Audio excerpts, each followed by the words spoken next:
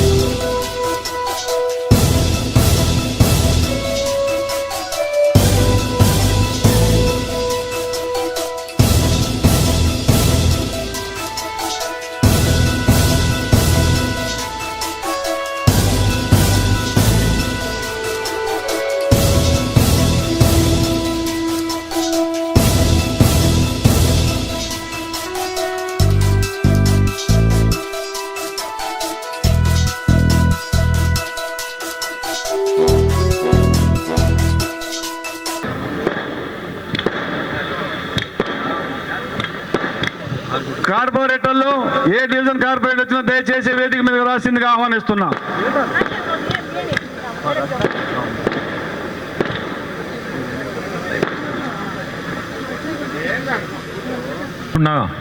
పెద్దలు, స్టేజ్ ముందున్న మీ అందరికీ నా నమస్కారం.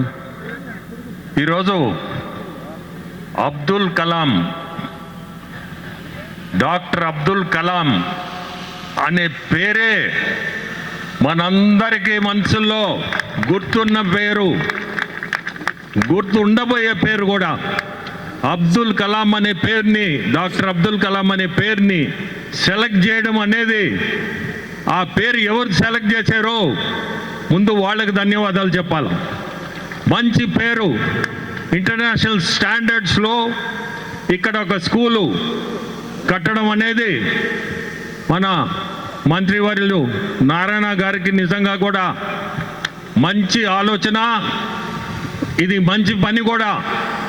మైనారిటీస్కి, పేదలకి, అందులో మైనారిటీస్ పేదలకి ఇంత పెద్ద స్కూలు ఈ స్టాండర్డ్స్లో ఇక్కడ కట్టడం అంటే చాలా గొప్ప విషయం, మంచి ఆలోచన కూడా.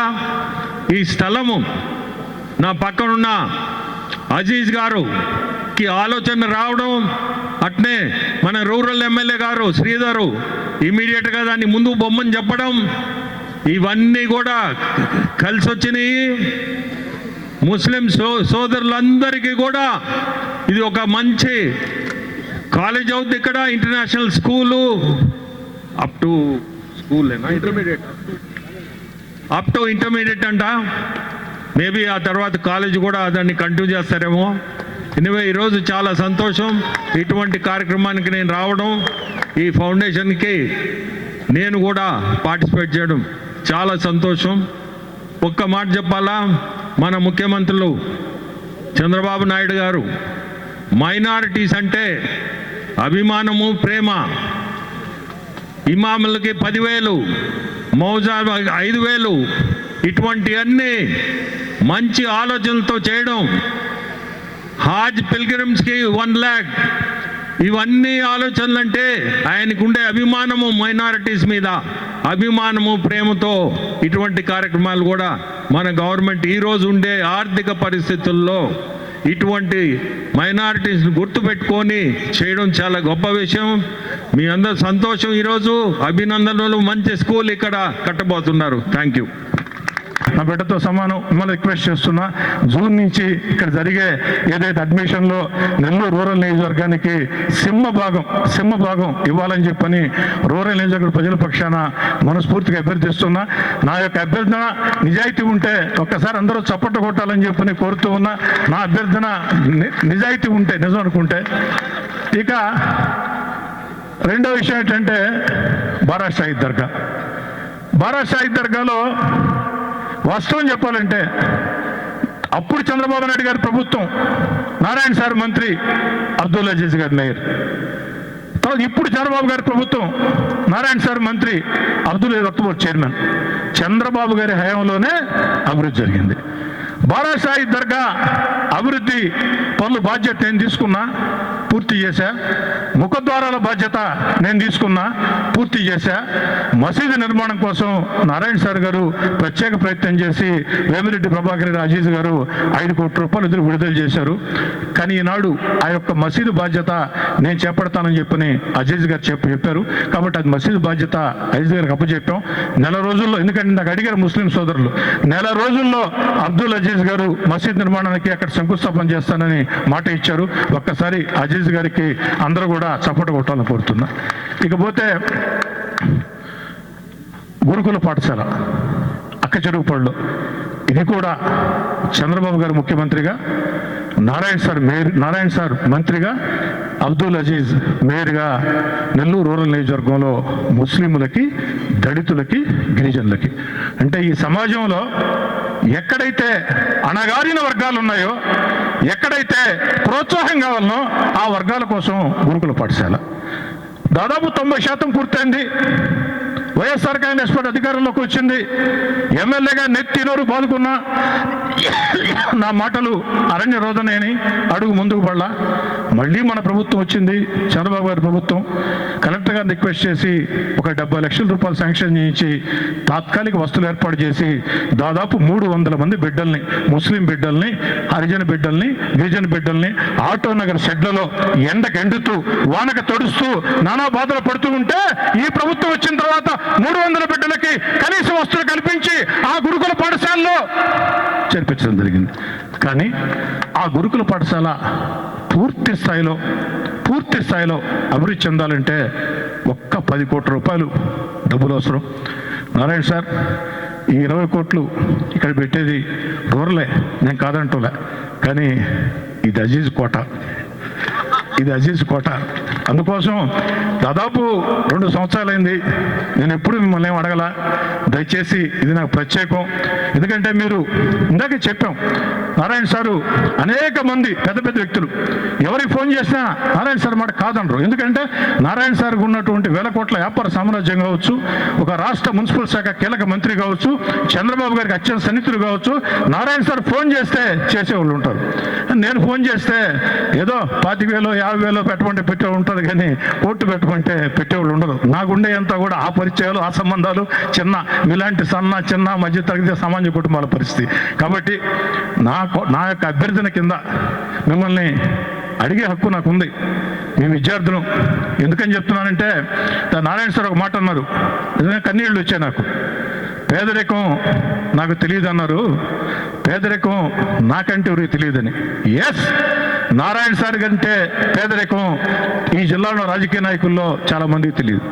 నారాయణ సార్ పేదరికం నిజంగా. నారాయణ సార్ గారిని నేను ఇంటర్మీడియట్ అప్పటి నుంచి చూస్తూ ఉన్నా.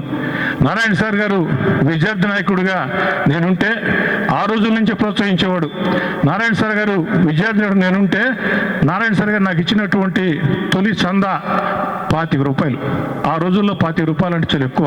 నిజాయితీ చెప్తున్నా, నిక్కచ్చిగా చెప్తున్నా. అక్కడి నుంచి మా ప్రయాణం.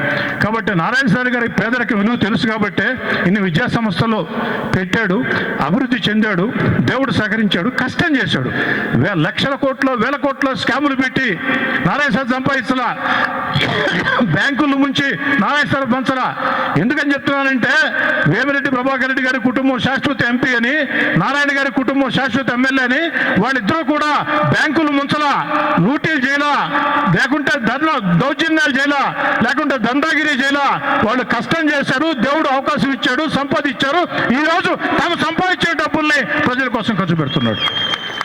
కాబట్టి నారాయణ సార్, నా ఉపన్యాసం ఒక నిమిషంలో ముగించిన తర్వాత దయచేసి మళ్ళీ అభ్యర్థిస్తున్నా, మళ్ళీ అడుగుతున్నా, ఏంద్ర స్వామి ఆవు కథ మాదిరిగా అనుకోవద్దు, నా పరిస్థితి అర్థం చేసుకోండి. 10 కోట్ల నిధులు మాత్రం కావాలా. ఇకపోతే ఇంకొక మాట, సరదాకే ఎవరో సీరియస్గా తీసుకోవద్దు. డీలిమిటేషన్ జరుగుతుంది నెల్లూరే కాదు, ఆంధ్ర రాష్ట్రమే కాదు, భారతదేశం.